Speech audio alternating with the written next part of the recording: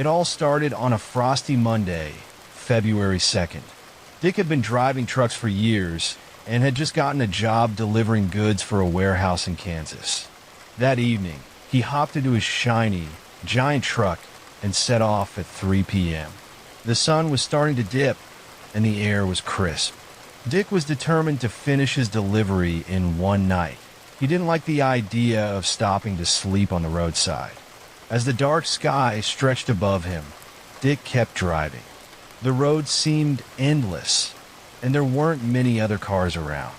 He pushed the truck a little faster than usual, hoping to beat his own schedule. But by midnight, something changed. He started to feel so tired that his eyes felt heavy, like they were begging to close. Dick tried to stay awake. He splashed some cold water on his face from his water bottle, and for a moment, it worked. But soon, the tiredness came creeping back. The road ahead was silent and black, lit only by his truck's headlights. It was so empty, it felt like he was the only person in the world. Just as Dick reached for another sip of water, something strange happened. In the distance, he saw a shadow standing on the road. His heart started pounding. The figure moved closer, stepping right into the middle of his path. Panicked, Dick slammed on the brakes as hard as he could. The truck screeched to a stop, and he leaned forward to get a better look. Standing in front of him was a man. He wore all black, with a long scarf wrapped tightly around his neck. But there was something really weird about him. His neck wasn't normal because it was long, way too long and kind of twisted, and when Dick looked at his face, he froze in fear. The man didn't have one. His face was just blurred like a foggy mirror. As the truck rolled closer to the strange man, Dick thought about opening his window to ask if the man needed help. But before he could do anything, the man suddenly turned and ran into the dark woods without saying a word. Dick's heart raced.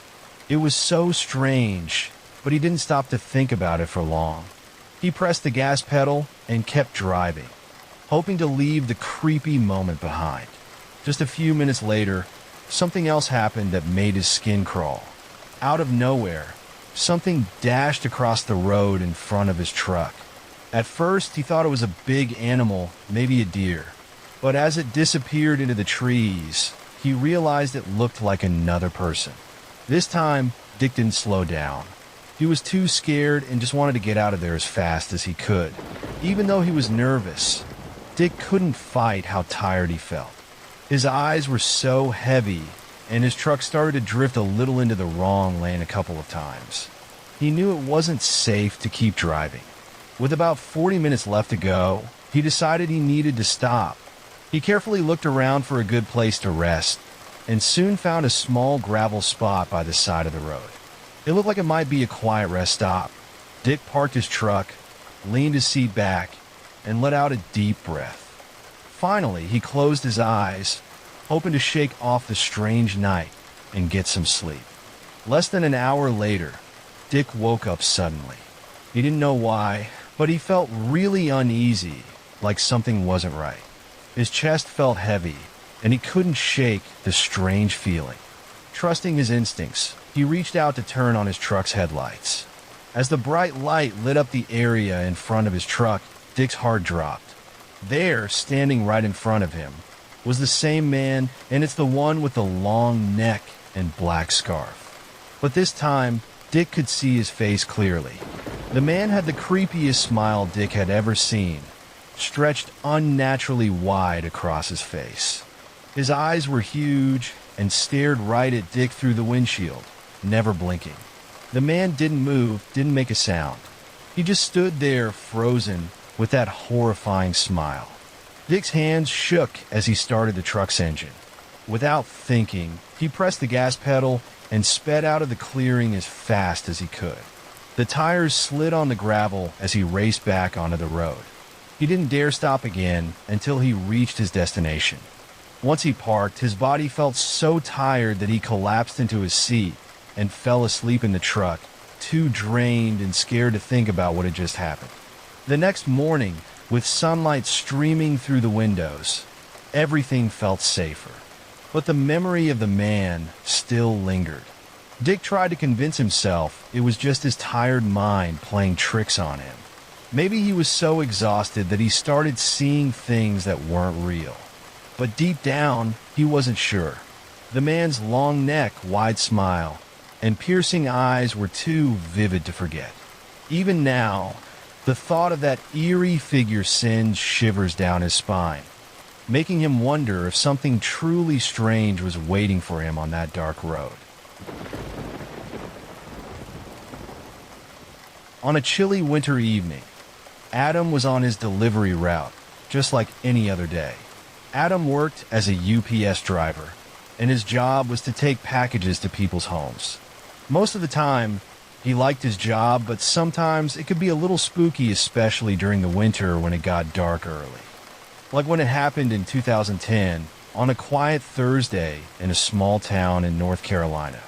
At that time, Adam had been driving his big brown truck all day, delivering packages from one house to the next. By 6:15 p.m., he was tired and ready to go home. There were just a few deliveries left, but his last stop was a little unsettling. It was on a lonely road with small houses and trailers on one side and a thick, dark forest on the other. The road didn't even have street lights, making everything feel even darker. When Adam finally reached the house, he saw it was the only one on the block. It was a small trailer home, and the lights inside looked dim. This delivery needed a signature, so Adam couldn't just leave the package and go. He parked his truck in front of the house and climbed into the back to grab the package. It was one of the biggest boxes he had carried all day, heavy and clunky. As he lifted it, he could hear little metal parts clinking around inside. Adam didn't know what was inside the box, but that wasn't his job to figure out. All he had to do was deliver it. At that time, the trailer home didn't look very friendly. It was dark inside, with no lights on, and there wasn't even a car parked outside. Adam carried the big, heavy box to the front door and knocked. The loud knock echoed in the quiet night. He waited, but no one answered. He knocked again, this time a bit louder. Still nothing. Just as he was about to leave, Adam noticed something. One of the curtains moved, like someone was peeking out. A few seconds later, he heard slow footsteps approaching the door. But instead of opening it right away, whoever was inside stopped. It was quiet for a long moment, and Adam started feeling uneasy. He was wondering why weren't they opening the door. Finally, the door opened just a little, and an older woman peeked out. Her face looked pale, and her hands were shaking, like she was really nervous. Adam explained that she needed to sign for the package. She opened the door just enough to let him step inside. Her hand quickly scribbled a messy signature, and then she asked him, almost desperately, to help carry the box into the back room. Adam felt weird about it. Something about the way she acted didn't seem right. But he didn't know how to say no, so he picked up the box and followed her into the house. As soon as he stepped inside, a horrible smell hit him. It was so bad that it made his stomach feel sick. Adam had been in a lot of houses, and each one smelled different, but this smell was awful. He couldn't figure out what it was, and that made him feel even more uncomfortable. The woman led him through a small, crowded living room and down a narrow hallway. As they walked, it got darker and darker. Finally, she stopped at a door and opened it. Inside, the room was completely dark. She told Adam to put the box in a closet at the back of the room. Adam hesitated and asked if she could turn on the light. The woman mumbled something about the bulb not working. The only light was the dim glow from a lamp in the living room, barely lighting the hallway behind him. Adam took a deep breath and stepped into the dark room, feeling the weight of the box and the strange tension in the air. As Adam stepped into the dark room, a strange, uneasy feeling crept over him. His eyes slowly adjusted to the dimness, and he could just barely see the shapes in the shadows. But when he got close to the closet, he stopped suddenly. He froze in place. In the shadows of the closet, something was there, It looked like a person standing quietly, and it was moving. Adam could hear soft breathing, like someone was hiding inside, waiting for something. Adam's mind screamed at him to leave right away. He quickly set the box down near the closet, turned around, and walked straight toward the door. As he stepped back into the hallway, the woman's voice rang out behind him. Her tone was sharp and angry, growing louder with every word. She began yelling, demanding that he return. She said she needed help and angrily scolded him for leaving. But Adam didn't stop. He didn't even look back. He muttered a quick "have a nice day" and walked out of the trailer as fast as he could without running. Back at his truck, Adam climbed in, locked the doors, and started the engine. His heart was racing as he drove away. Something about the house felt terribly wrong, and he couldn't shake the feeling. As he glanced back at the trailer one last time, he thought he saw a dark shape at one of the windows, staring out at him. Adam didn't wait to figure out what it was. He kept driving, leaving the Eerie house far behind him. That night, Adam finished his work and went home, but he couldn't stop thinking about the strange house. The awful smell, the woman acting so weird, and the shadowy figure in the closet. It all felt so creepy and confusing. He didn't know what was going on in that house, and he didn't want to stick around to find out. The next day, Adam decided he'd had enough. He started looking for a new job, ready to leave his days as a UPS driver behind. That delivery was the last one he ever made for the company. But even though Adam left that job, the memory of that night never left him. Years later, he would sometimes wake up in the middle of the night, his heart pounding, as he remembered the dark, silent room and the figure hiding in the shadows, waiting. It was a moment he would never forget. It begins with a man named Jason, who became a truck driver at 25. All his life, he had spent countless nights traveling long highways, delivering goods to different places. The quiet, dark nights and endless stretches of road didn't bother him anymore since he was used to it. In fact, he had even come across some strange and exciting moments during his trips. One day, Jason got a big job. He was asked to deliver a trailer full of wooden furniture across California, all the way from one end of the state to the other. It was a long drive, mostly through lonely desert roads. When he finally started his journey, he was already running a little late, so he knew it was going to be a long night. As Jason drove through the silent desert, the stars twinkled brightly above him. The road was empty and stretched endlessly into the darkness. With no cars around, Jason decided to drive a little faster to make up for lost time. The hum of his truck's engine was the only sound keeping him company. Hours into his journey, something caught his eye. Far ahead, a small light flickered in the darkness. As he got closer, he realized it was flashing hazard lights coming from a car parked on the side of the road. Jason slowed down and stopped his truck right behind the car, an old black Chevy Impala. He had been on the road long enough to know how important it was to help others in need, especially in such a remote place. Grabbing his flashlight, Jason stepped out of the truck. The cool desert air hit him as he walked toward the car. Everything around him was pitch black, except for the dim glow of the truck's headlights. Jason tapped on the driver's window, calling out to see if anyone needed help. But there was no answer. He peered inside and saw that the car was completely empty. He checked the other seats too, but no one was there. The car just sat there, silent and still, in the middle of nowhere. Jason's breath made little white clouds in the cold air as he looked around. He pointed his flashlight into the dark, the bright beam lighting up the quiet night. That's when he noticed something strange, and it's a broken-down gas station not far from the road. Its dirt parking lot blended into the desert, so he hadn't seen it at first. The building looked really old, leaning like it might fall over. Two rusty gas pumps stood in front, quiet and forgotten. Jason thought the person from the car might be inside.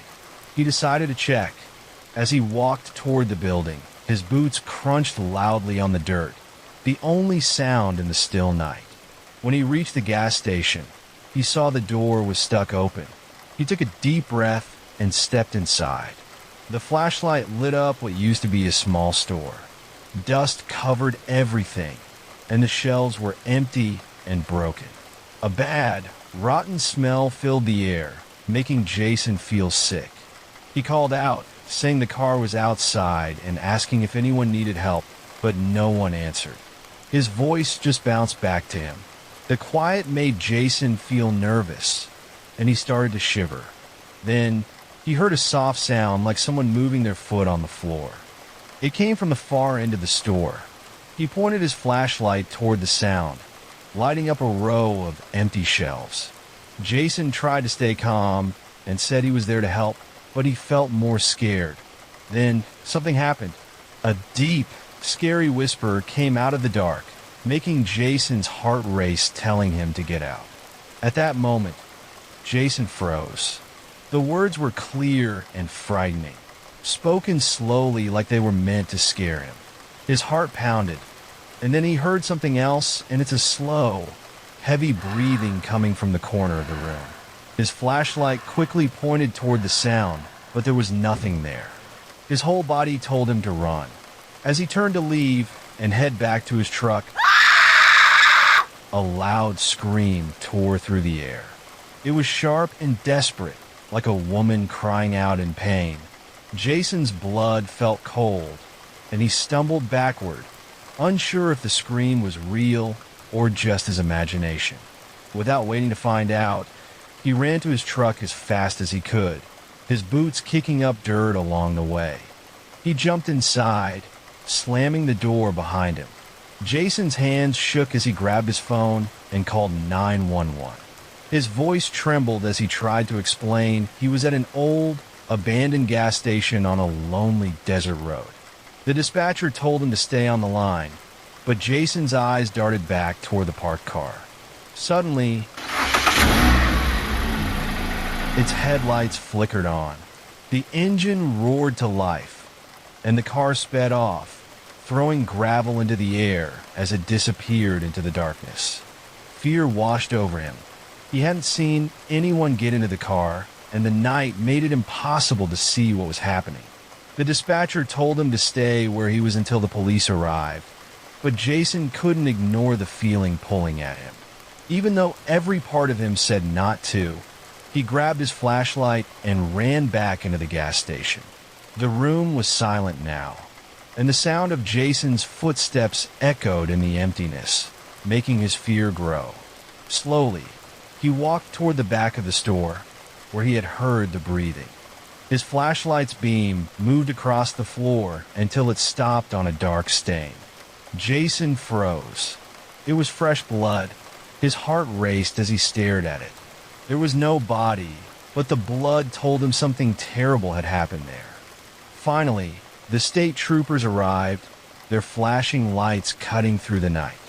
Jason told them everything about the strange car, the whisper, and the scream. He described the car as a black Chevy Impala, but he didn't have many other details.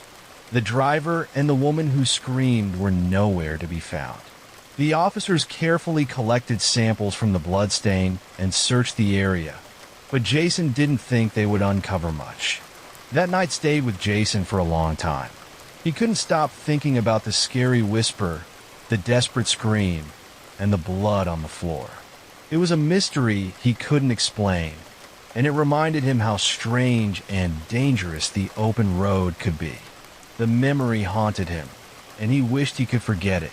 A week later, Jason decided he didn't want to take any more chances. He installed a dash cam in his truck, promising himself that he would always be ready if something like this ever happened again.